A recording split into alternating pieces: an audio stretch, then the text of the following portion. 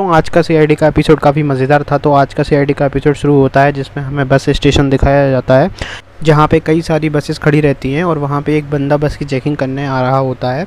जब बस की चेकिंग के लिए जैसे ही उसके ऊपर चढ़ता है तो वहाँ पर उसको एक संदूक दिखता है और उस संदूक जब वो हिलाने जाता है तो उसको बहुत भारी लगता है, वहाँ पे उससे हिलता नहीं है, जिसके लिए वह एक और बंदे को बुलाता है और दोनों मिलकर भी उस संदूक को खिसका नहीं पा रहे होते हैं। तभी एक झटके से संदूक का ताला टूट जाता है और संदूक खुल जाता है। इसके बाद इन लोगों ने संदूक के अंदर एक लाश वगैरह देखी होती है, उस बॉडी में सर वगैरह नहीं होता है। इसके बाद सीआईडी चेकिंग करने के लिए आती है। उस बॉडी की उंगलियां जो रहती हैं वो जली होती हैं, जिसमें दया समझ जाता है कि खूनी नहीं चाहता था कि बॉडी की पहचान हो, इसलिए उसने बॉडी का सिर पहले से काट दिया और फिर उसके बाद फिंगरप्रिंट्स को भी जला दिया। फिर उसके बाद वहाँ पे एक बंदा पूर्वी को बताता है कि ये संदूक किसी पैसेंजर का नहीं है, क्योंकि उसने सारे पैसेंजर के सामान पहले ही उतार दिए थे। इधर दया और पंकज बॉडी को फॉरेंसिक लैब भेज देते हैं और दया वहाँ पे बस ड्राइवर कंडक्टर को बुलाता है। फिर हमें एक पुरानी गाड़ी दिखाई जाती है जो कि रास्ते पर कहीं जा रही थी और उसमें एक बंदा बाहर निकलता है, एक हथियार को छुपाने के लिए जंगल के अंदर जाता है। तभी वहाँ एक बंदा गुजरता है एक बाइक पर, जो कि उससे पूछता है कि मतलब आप यहाँ पर रुके हुए हैं, जिसको वो बहाना मार देता है और फिर उसके बाद वो बंदा चला जाता है। फिर हमें ये सीन दिखाया जाता है जहाँ दया बस ड्राइवर और कंडक्टर से पूछता है कि संदूक के बारे में तुम क्या जानते हो, जिसमें लोग बताते हैं कि भाई लगेज का काम तो कंडक्टर देखता है, और कंडक्टर बताता है कि मतलब ये किसी पैसेंजर का नहीं है, क्योंकि अगर किसी पैसेंजर का होता भाई तो फिर एक स्टिकर लगा देते हैं हम लोग उस पर, भाई ये इसका लगेज है। इधर पंकज बताता है कि सीसीटीवी फुटेज में संदूक नहीं दिख रहा है, मतलब है कि जब बस यहाँ पर आ गई उसके बाद उसके ऊपर संदूक को रखा गया। इधर डॉक्टर सालू के बॉडी को चेक कर रहे होते हैं और वहाँ एसीपी सर आ जाते हैं और पूछते हैं कि क्या हुआ, क्या पता चला। फिर उसके बाद वो बताता है कि इसकी एज जो है 40 के आसपास है और इसको मरे हुए कम से कम 3 दिन हो गए हैं। फिर डॉक्टर सालू के ये भी बताते हैं कि इसके कपड़ों पर टैग भी नहीं मिला है, ताकि कपड़ों से भी इसकी पहचान ना हो। बट डॉक्टर सालू के कपड़ों को जब प्रॉपरली चेक करते हैं तो वो बताते हैं कि खूनी जो है इन कपड़ों को धोना भूल गया, डिसइंफेक्टेड ट्रेसेस मिले हैं, मतलब एयरलाइंस वगैरह में यूज़ होते हैं। इससे इन्हें पता चलता है कि ये बंदा कहीं बाहर से आया था, इंडिया का नहीं था। और डॉक्टर सालू के ये भी बताते हैं कि ये डिसइंफेक्ट अभी काफ़ी फ्रेश हैं, तो इसका मतलब आए हुए तकरीबन एक ही हफ्ता हुआ है ज़्यादा से ज़्यादा। यहाँ पर ये लोग बात करते हैं कि खूनी बहुत ही चालाक था, इतना चालाक था कि उसने सारे सबूत वगैरह मिटा दिए और जिससे इनको कुछ पता ना चले। लेकिन खूनी भूल गया कि डॉक्टर सालू के हैं और डॉक्टर सालू के कुछ ना कुछ पता कर ही लेते हैं और उन्हें पता चलता है कि खूनी कपड़े वगैरह धोना भूल गया है। फिर इसके बाद इसी पे प्रद्युम्न बताते हैं मतलब डिसइंफेक्टेड हर कंपनी एयरलाइंस वगैरह अलग अलग यूज़ करती हैं, इसका मतलब हम लोग आसानी से इस बंदे की पहचान कर सकते हैं। इधर पंकज को सीसीटीवी फुटेज में 2 बंदे दिखते हैं जो कि संदूक को कैरी कर रहे होते हैं और लेके जा रहे होते हैं, जिसमें वो बस वाला बंदा पहचान लेता है। वो बोलता है कि ये मोटू और टोटू हैं, अलग अलग टाइम पे एक दूसरे को टोपी पहनाते हैं ये लोग। ये बात पंकज दया को बताते हैं, दया एसीपी को बताता है। इधर पूर्वी बताती है कि सिर्फ एक ही एयरलाइंस है ऐसी जो इस टाइप के डिसइंफेक्टेड यूज़ करती है, जो कि उसे मरे हुए बंदे के शेड पर मिलता है। उस एयरलाइंस की 2 ही फ़्लाइट उड़ती थी पिछले 1 हफ्ते में, इसका मतलब हम आसानी से पता कर सकते हैं। साथ ही में 2 ही फ़्लाइट उड़ी थी पिछले 1 हफ्ते में। पैसेंजर से बात कर ली है, सिर्फ एक पैसेंजर से बात नहीं हुई है जिसका नाम कपिल रहता है और उसकी एज 38 साल के करीब होती है, जिसमें दया वगैरह समझ जाते हैं कि ये शायद कपिल ही है। और पूर्वी ये भी बताती है कि वह अकेला नहीं आया था, उसने अपने साथ 2 लोगों की और टिकट बुक करी थी जिनका नाम अनिल और निशा था, और वह हस्बैंड वाइफ इधर पंकज मोटू और टोटू को पकड़ लेता है। एसीपी सर अनिल और निशा से बात करने के लिए बोलते हैं अभिजीत को। इधर दया मोटू और टोटू के पास आता है, जिसके बाद वह उनको थोड़ा था मजाक करने के लिए उनको मिर्ची वाले बड़े मतलब बोलता है कि मिर्ची वाले बड़े वगैरह बनाओ, फिर उनको खिला देता है। जिसके बाद मोटू और टोटू बताते हैं कि बेसिकली ये बंदूक एक बूढ़ा आदमी खींच रहा था, जिसके कारण उसने उस व्यक्ति की मदद करी, क्योंकि इनको को तरस आ रहा था कि तब बूढ़ा व्यक्ति कैसे इस भारी चीज़ को ले जाएगा, तो इन लोग हेल्प के लिए उसकी मतलब करने लगे, जिस वजह से थोड़े बहुत पैसे भी मिल जाए इनको।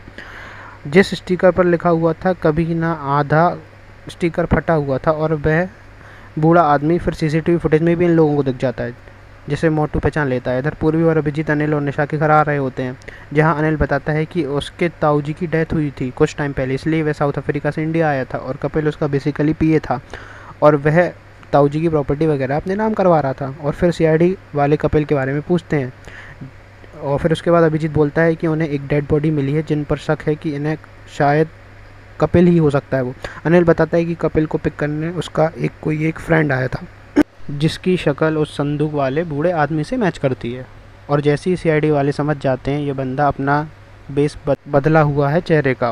और बेसिकली इन लोग ये भी बताते हैं कि ये बंदा काली गाड़ी से आया था और उन लोग काली गाड़ी को भी पकड़ लेते हैं। इधर अभिजीत एक फॉरेंसिक में डॉक्टर सालुके का वेट कर रहे होते हैं, लेकिन वहाँ पे सालुके तो अभी नहीं आया होता है। फिर वहाँ पे पूर्वी आकर बताती है उस काली गाड़ी के बारे में पता चल गया है, और वो काली गाड़ी किसी नितिन नाम के बंदे के नाम पे रजिस्टर है, और वो नितिन जो कि शक्ल है वो बूढ़े आदमी से मैच कर रही है। डॉक्टर सालुके इधर आ जाते हैं और फिर बताते हैं कि संदूक के कॉर्नर पर उन्होंने रेड कलर मिला है और अंदर उन्हें थोड़ी सीमेंट के कण वगैरह भी मिले हैं। इसका मतलब ये संदूक कहीं ऐसी जगह से आया है जो कि एक कोस्टल एरिया था और वहाँ पर कंस्ट्रक्शन वगैरह का काम चल रहा होगा।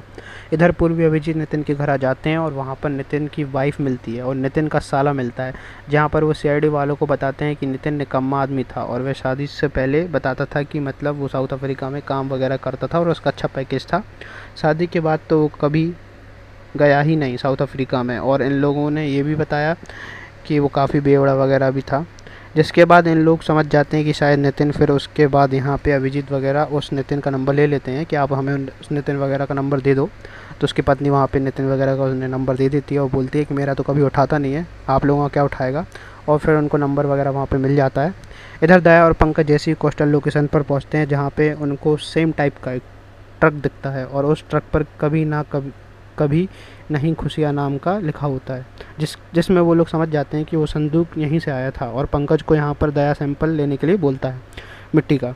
इधर अभिजीत और पूर्वी जंगल में पहुँचते हैं जहाँ पर उन्हें नितिन का फ़ोन का लोकेशन दिखाया जाता है, और फिर उन लोग उस गाड़ी के पास जाते हैं और ये लोग फिर बंदूक वगैरह वहाँ पे निकाल लेते हैं, लेकिन उनको वहाँ पे अंदर कार के अंदर सिर्फ नितिन की बॉडी वगैरह मिलती है। जिसके बाद डॉक्टर सालुके बताते हैं कि डॉक्टर सालुके यहाँ पे क्लियर कर देते हैं कि नितिन और कपिल दोनों जो खून हुआ है वो एक ही हथियार से हुआ है। और फिर उसके बाद सालुके ये भी बताते हैं कि हमें मिट्टी में चींटियाँ मिली हैं और जिन चींटियों के मुंह में इंसानी मांस के टुकड़े भी मिले हैं, जिसमें वो लोग समझ जाते हैं कि मतलब कपिल का जो सर है वो कहीं ना कहीं उसी गोडाउन वगैरह में गाड़ा हुआ है, उसी कोस्टल गोडाउन में वगैरह में। और उसके बाद फिर एसीपी सर को भेज देते हैं सबको पता करने के लिए, और यहाँ पर एक बंदा बताता है कोस्टल एरिया में कि नितिन जानता था, नितिन यहाँ पे इधर उधर ट्रांसपोर्टेशन का काम वगैरह भी करता था और यहाँ पे आता रहता था। इधर पंकज चारों को ब्यूरो में बिठाकर रखता है और नितिन और कपिल के सर के बारे में बताते हैं। इधर पूर्वी आकर उन्हें साउथ अफ्रीका के डिटेल्स के बारे में भी बताती है। नितिन कपिल सेम साथ में ही काम किया करते थे। यहाँ पे नितिन को उस कंपनी से निकाल दिया गया था क्योंकि उसके ऊपर काफ़ी ज़्यादा शराब पीने का इल्ज़ाम था और इसी वजह से नितिन और कपिल में झगड़ा हो गया था और वह दोनों एक दूसरे से काफ़ी गुस्सा थे। इधर अभिजीत तो पूर्वी नितिन के साले के पास आते हैं जो कि दारू पी रहा होता है एक जगह बैठकर। उन लोग बोलते हैं कि मतलब तुम नितिन के बारे में कुछ छुपा रहे हो तो बता दो, अच्छा होगा। फिर वो बताता है कि नितिन कपिल नफरत नहीं करते थे बल्कि एक दूसरे से जिगरी दोस्त थे। नितिन ने ये इल्ज़ाम अपने सर पर ले लिया था इसलिए वह इंडिया आ गया था और वहाँ पे कपिल नितिन को पैसे भी भेजता था मतलब हमेशा, इसलिए उन लोग एक अच्छी लाइफस्टाइल जी रहे थे।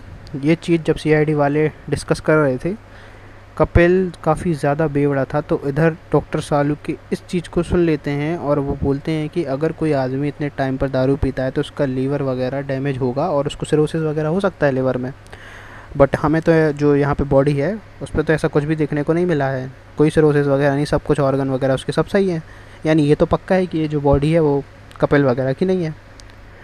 फिर इसके बाद सीआईडी वाले गोदरेज तिजोरी को दिखाते हैं और फिर से वही 3-4 एपिसोड में दिखा रहे हैं ये लोग बार बार वो गोदरेज वाली लॉकर वाली स्पॉन्सरशिप वगैरह कर रहे होते हैं। यहाँ पे सीआईडी वाले उस गोदरेज की कंपनी को फ़ोन करके बोलते हैं कि आपका एक क्लाइंट है जिसने आपके यहाँ से तिजोरी वगैरह ली थी, और उसके बाद उन लोग ये डिसाइड करते हैं कि मतलब खूनी कोई और ही है और ये कपिल की डेड बॉडी नहीं है। फिर उसके बाद दया यहाँ पे बोलता है कि सर जो ज़्यादा टाइम तक दारू पीते हैं ना उनके हाथ पैर वगैरह थोड़े से काँपते हैं।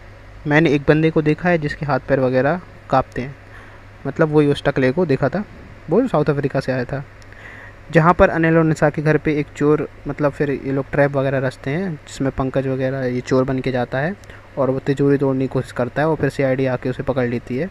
और निशा और अनिल को भी बोलते हैं कि देखो ये आपके यहाँ चोरी करने के लिए आया था और हमने इसको पकड़ लिया, और अब हमें बता दो इस तिजोरी के अंदर क्या इंपॉर्टेंट सामान था जो चोरी करने आया था। जिस पर वो हिचकिचाता है, लेकिन जब वो चेक करने जाता है तो उसको पासवर्ड याद नहीं रहता, जिस पर अभिजीत बोलता है कि इतना जल्दी पासवर्ड कैसे भूल गए भाई तुम। पैनिक में आ गया। फिर उसके बाद वो बोलता है मुझे तो पासवर्ड याद है नहीं। इसके बाद अभिजीत बोलता है कि कोई फ़ायदा नहीं है, हमने तिजोरी के बारे में पता कर लिया है और इसका पासवर्ड तो तुम्हें याद होना चाहिए, ताऊ जी ने सेट किया था तुम्हारे, जो तुम्हें कैसे मतलब भूल गए तुम, तुम्हारे ताऊ जी ने बताया नहीं पासवर्ड। इस पर दया बताता है जब कोई फ़ायदा नहीं है, हमें सब कुछ पता चल गया है, सच मत छुपाओ। और अनिल नहीं हो तुम, बल्कि कपिल हो। अनिल वो था जो मर गया है। और इधर फिर पंकज अपना सर खोलता है। इसका मतलब वो जो चोर वगैरह नहीं था, वो तो हमने आपको पहले ही बता दिया था, ये ट्रैप था सीआईडी का। जिसका मतलब ये था कि वह जो मरा हुआ इंसान है वो अनिल था और कपिल बेसिकली उसकी प्रॉपर्टी को हथियाना चाहता था, इसलिए उसने उसको मार दिया था। लेकिन उसके दारू पीने मतलब इसी गलती की वजह से वो पकड़ा गया। फिर इसके बाद ये लोग सीआईडी से बोलते हैं कि हाँ हम लोगों का प्लान था और एकदम मस्त चल रहा था हम लोग का प्लान, और कुछ इस प्रकार से था कि हम लोग जो डेड बॉडी को है वो खाई वगैरह में फेंक देंगे। लेकिन बेसिकली नितिन था, उसने गलती कर दी यहाँ पे और डेड बॉडी को बस के ऊपर ले जाकर रख दिया। पता नहीं क्यों उसने ऐसा किया। फिर उसकी पत्नी भी भड़क जाती है, कैसे व्यक्ति को तुमने अपॉइंट किया था इस क्राइम के लिए, जिसके कारण उसको नितिन को भी मानना पड़ा जिससे पूरा मैटर क्लियर हो जाए। लेकिन फिर भी लास्ट में थोड़ी बहुत उनसे गड़बड़ी हो गई और इस वजह से ये लोग पकड़े गए और फिर इस तरह से ये एपिसोड ख़त्म हो गया। और आई होप आपको मज़ा आया होगा। Thanks for watching.